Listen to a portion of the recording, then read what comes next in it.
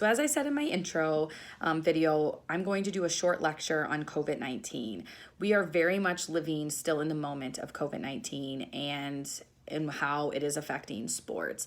But there are definitely some things that we need to highlight and start to reflect on. So this is going to be kind of a conversation and give you an outline of what has really been happening. I've also provided you a couple sources that you can also use for your paper and kind of kickstart, this thought process. When you start to write your paper, I want you to do what I'm about to do. I want you to start to reflect on, when did you start to hear about COVID-19? So with that being said, the first confirmed case of COVID-19 in the United States was January 21st. I'm going to be honest with you. I was not thinking about COVID-19 in January, not even remotely. I don't even know. I think I knew there was something going on, but not to the degree that I should have. I remember explicitly the first day that I started to get concerned about COVID-19. It was February 26th.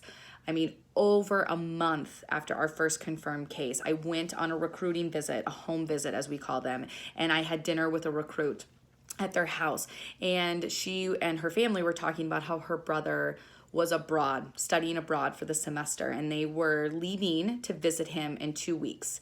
And how, they knew they were going to have some travel restrictions once they got there. They weren't concerned about once they got there, but they knew they wouldn't just be able to go about their business like they were before. We drove home that night from the visit, and my assistant said to me, "Do you think we need to be worried about COVID?" And I very much said, "No, I don't think we do need to be worried about COVID." So that was February 26th. That was a Wednesday, okay? A week later, we hosted the NCAA tournament here for women's basketball. This would be the next tick up in my block where I started to realize how serious COVID-19 was. We were hosting the event, the NCAA tournament for women's basketball, and we were starting to hear about how other institutions, Division III institutions, were closing it off to fans. And as a staff, because we were helping run in our event, we were starting to talk about, no fans in the stands for a Division III event. It's really this serious. We were also starting to prep for hosting the next round of the NCAA tournament. By the way, our women's basketball team is really good, and we really believed that they were gonna, come out. And so we were starting to talk about what that could look like if we didn't host that event. Now, listen to me, March 5th through the 7th, that's a Thursday, Friday, and Saturday. So we were talking about how we were gonna host the next weekend. We had fans in the stands. It was a great event. I mean, minus the fact that we lost a close one. It was a great event. So now rewind. That same weekend, I went out recruiting. I went to a very indoor facility, and we started to hear about teams within our league that were thinking about canceling their spring seasons. And we were like, what? Why are you canceling your spring seasons? This was on Sunday, March 8th. And this is a critical piece of this information for all of you. Sunday, March 8th, we're starting to get rumors that people are going to cancel their spring seasons. And again, for most of us, myself included, at that point, not knowing what I do now, it was like, what are people doing? Not only, but 4 days later, everything was done. Everything was done. And I remember it Thursday, March 12th, I actually was teaching this class at 1 o'clock, IS 201, and we were discussing how college basketball had just canceled the majority of their conference tournaments. Now, if you're not a college basketball fan, March Madness is huge. Everybody gets fired up about it.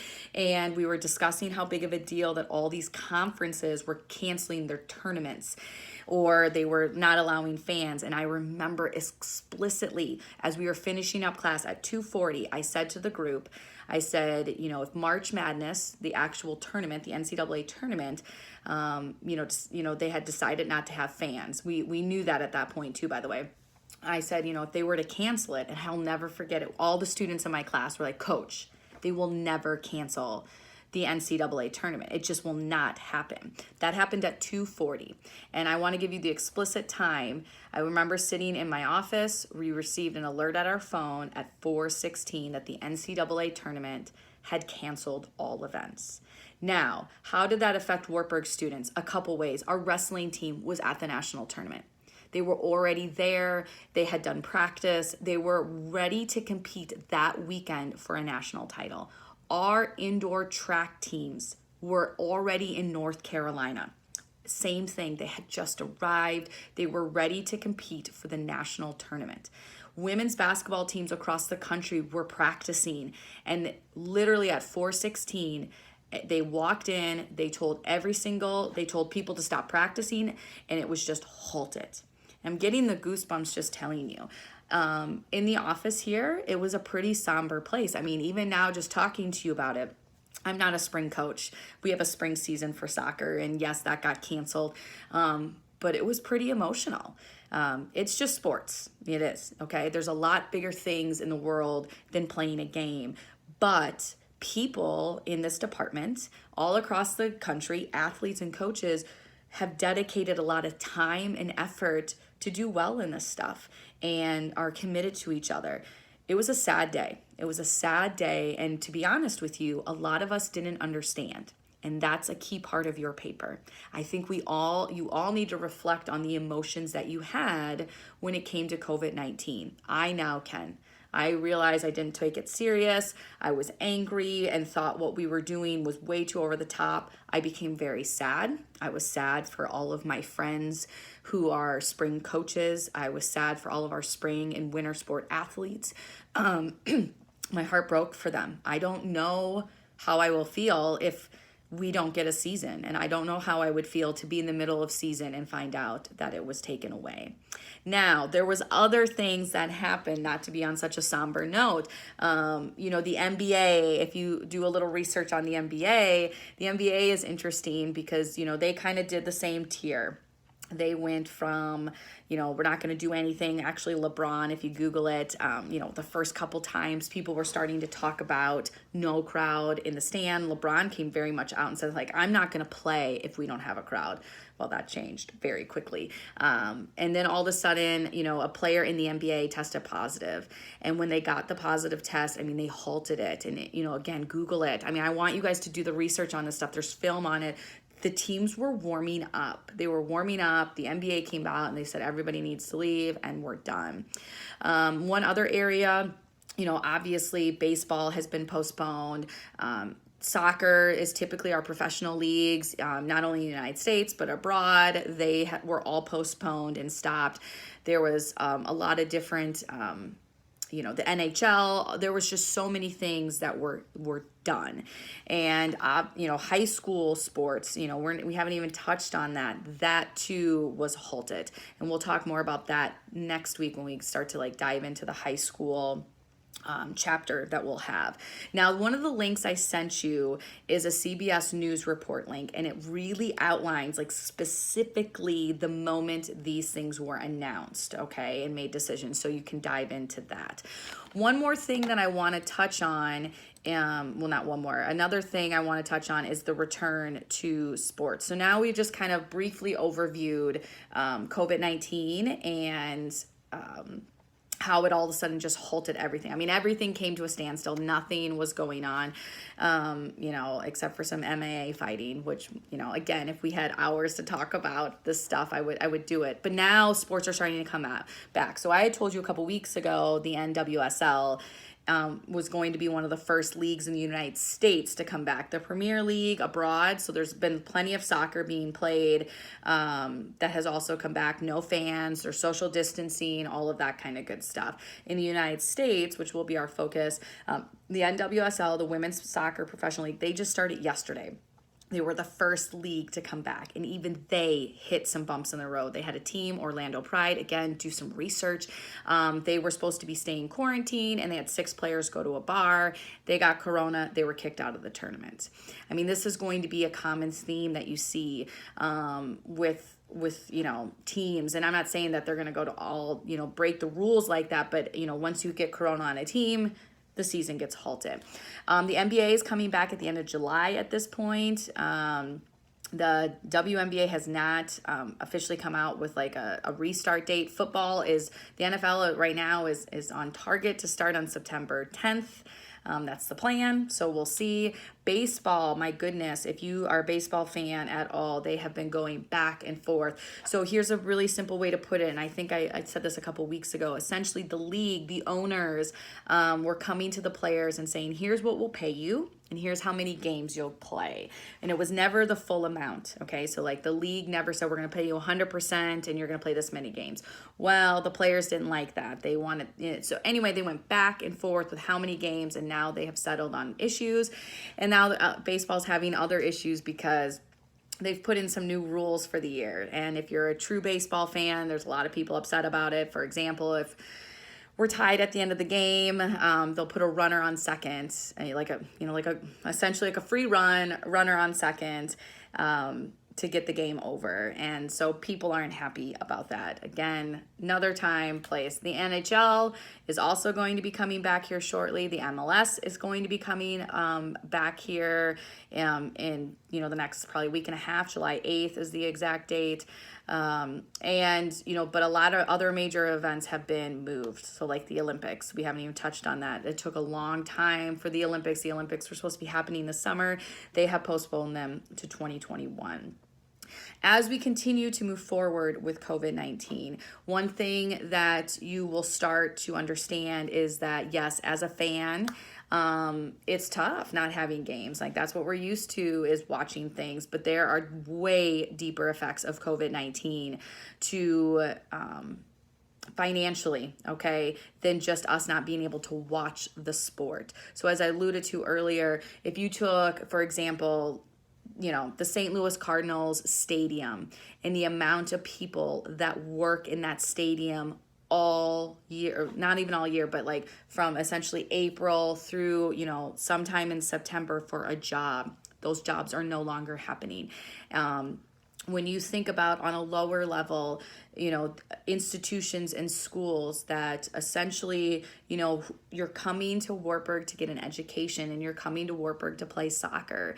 And now you're not going to be able to do these events or make the tickets. So a lot of these Division I schools, as we talked about before, they are very expensive to run, really expensive. Equipment, paying the coaches. Well, a big thing that helps offset that is people sitting in the stands. And yes, it is TV contracts, so that will still really help out. But if we can't put people in the stands, these institutions are going to lose so much money. And so what does that mean? I mean, right now it just came out that UCLA is in a real pinch. They have a deal with Under Armour. This is a trickle effect. Under Armour is struggling. They were struggling before COVID-19, and now they're struggling even more because guess what? People aren't buying the stuff. It isn't getting used. It isn't getting exposed. We're not having sponsors. I mean, it just goes on and on and on. But UCLA was already in the red. What does that mean? Their athletic budget was already in the negative. They were expecting money from Under Armour, so they make contracts, okay? Deals. They were already expecting money from Under Armour. And Under Armour now is like, sorry, we can't pay you, which is also going to put UCLA even further in debt. So, I mean, everything, there's so much overlap. It's unbelievable. We don't know the future of sports. As I've been talking to my women's soccer team, Wartburg, our conference, the NCAA is doing everything in their power to make sure sports can happen this fall in a really safe and healthy way. Now, with that being said, what's our number one priority? It's the health and well-being, not only of our student athletes, but of staff members. And we're trying to navigate how can we make sure that we're all doing the things that we want to do and we love to do and we're missing what we're doing, but that we also keep people safe. And it's a challenge. I am not going to sit here and say this is easy, and that there hasn't already been bumps in the road. But if we were going to now ripple this over to society, okay, this is kind of my last minute of my lecture on this. We've been talking so much about sports, the effects, what has happened with it, and now let's look at society. As society, we have to start to decide how serious we're taking this. And it's clear at this point now, over these last couple weeks, as Florida and Texas have had more cases, in Arizona, it is a serious virus that we have to all kind of decide that we're going to kind of conquer, okay, and do our part. And, what you're seeing is we're having a real push-pull, right? So as a society, and I think we are all included in this, okay, myself too, we have these days where we just want to go back to normal. I want to go coach soccer. I want to go recruiting. That's the other thing. We haven't even touched on that stuff. And I'm going to next week when we're in our college and high school a little bit more, but there's dead period right now for Division I, meaning that Division I coaches can't go out recruiting and they also cannot have recruits on campus. So that's another whole issue, which we'll dive into next week. However, as much as we want to get back to our normal lives, it's very clear that, we can't, not anytime real soon. And if we don't all decide to take this serious, we're all going to be losing out on things that we enjoy doing, whether it's sports or travel or, just going out to eat. So as you're reading this stuff, I want you to really start to think about the importance of having sports. Okay, how important is it for our mental well-being and just for our society? Here's an interesting kind of note with sports. Sports typically, when really bad things happen in our society, like really bad things, 9/11, the Boston Marathon massacre, when bad things happen in our society, sports is the place where we go to kind of forget about our bad society. It brings us together. It brings us joy. And over the last 4 months, we haven't had that. And that is tough. We have something bad happening in our society and we don't have sports to lean on to bring us joy and excitement and to bring us together. With that being said, are we willing as a society to risk the health and well-being of our people to get that back? And do you think we can do it in a safe manner? I need you guys, though, to do some research on your own and really dive into this, okay? Don't just sit here and go based on your feelings, what your mom and dad have told you, your coaches. I want you to dive in and read some articles and some different things from experts, whether it's sports experts who are just sitting here studying it every day, or people that are experts on COVID-19, or people that are experts on our economy. How is this affecting us? I want you to really look at it through the lens of sports. So if you look at the money component or the media component, look at how those have been affected within this world of athletics. This conversation is one that I cannot do in 20 minutes. At the same time, I wanted to make sure that I equipped you with some information. So you're going to reflect about your thoughts about COVID through this process, okay? Try to reflect back. When do you really remember being like, yikes, I think this is really serious. I also want you to kind of reflect on what emotions have you had. Maybe you were someone from the beginning that took it very serious and thought this was terrible and we needed to do more. Maybe you were somebody that took even longer. Maybe you were somebody that really didn't, think this was a big deal till April, but be honest with yourself. There's not a right or wrong. We've all kind of gone through some different emotions. So I'm really going to be interested to see the kind of some of the sources and information that you find for this paper. Please let me know if you have any questions.